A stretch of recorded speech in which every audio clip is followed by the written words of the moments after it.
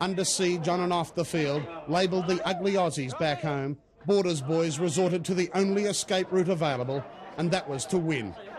You could almost see the relief. So then they headed to South Africa's tourist capital, Durban, Zulu country, and Bob Simpson rewarded his side with 2 days off. Matt Hayden indulged his second favourite pastime, surfing, in the famed Indian Ocean beach break. His mentor for the week, none other than former world champion Shaun Thompson, a living legend in these parts. The rest of the team headed to the magnificent Durban Country Club to indulge their second favourite passion, golf, with varying degrees of success. In fact, the world-rated course made a monkey out of several of the tourists. Did you get that? How far's the clubhouse? But even in relaxed mode, the pressure hasn't been off the Australian captain. Is this his 156th and final test?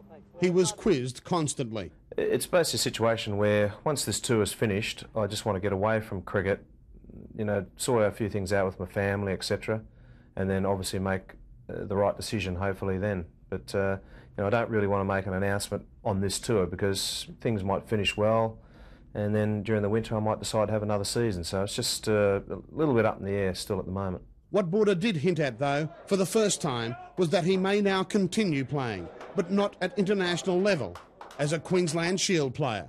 It probably is a little bit of a carrot dangling.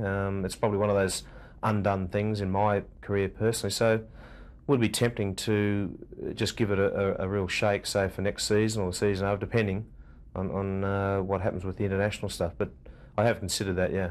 And he continued a fierce defence of his side, particularly superstar spinner Shane Warne, whose first test outburst has tarnished his reputation. Just got out of hand totally for reasonably minor offences, in my opinion. Certainly Shane went over the top a little bit, but you know, people don't realise the extra pressure on that kid that is happening over here. I mean, he was copying a hell of a lot of abuse from the crowds. He's been under a lot of pressure right from the word go over here, and he just snapped, you know. And that happens. Come selection time, though, the only reputation tarnished was Big Merv Hughes.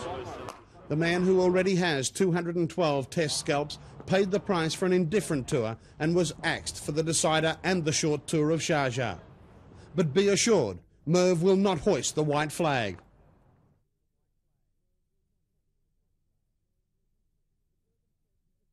The Durban Test is the biggest match in the Republic for decades, and players from both sides acknowledge that.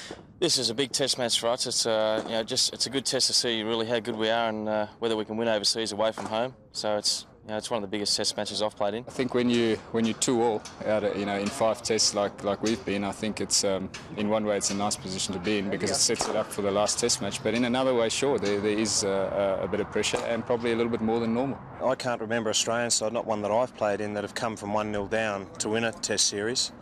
So there's a lot to play for from both camps, and probably that's the way it should be because the sides have been very even over the last 12 months, and we're down to this one big test match, so very important game. A big game maybe, but the fans stayed away in droves on day one as Durban came to a standstill for a massive ANC rally. With the tension eased, there was a festive mood at Kingsmead for day 2. Even the President broke negotiations with KwaZulu leaders to watch his beloved cricket team. We've had relative success with negotiations with Chief Minister Buthelezi. I'm pleased that we are making progress, and if we win the test, everything will be hunky-dory. Thank you. The South Africans would have been delighted to see the President here this afternoon. He's something of a good luck charm. He was present for that memorable victory in Johannesburg, but missed the Cape Town test. Nevertheless, there's a tremendous amount of fighting to be done over the last 3 days of this deciding match, and the cricket will be sensational, with McDermott and Warne no doubt holding the key for Australia's chances. In Durban, this is Pat Welch reporting for Sports World.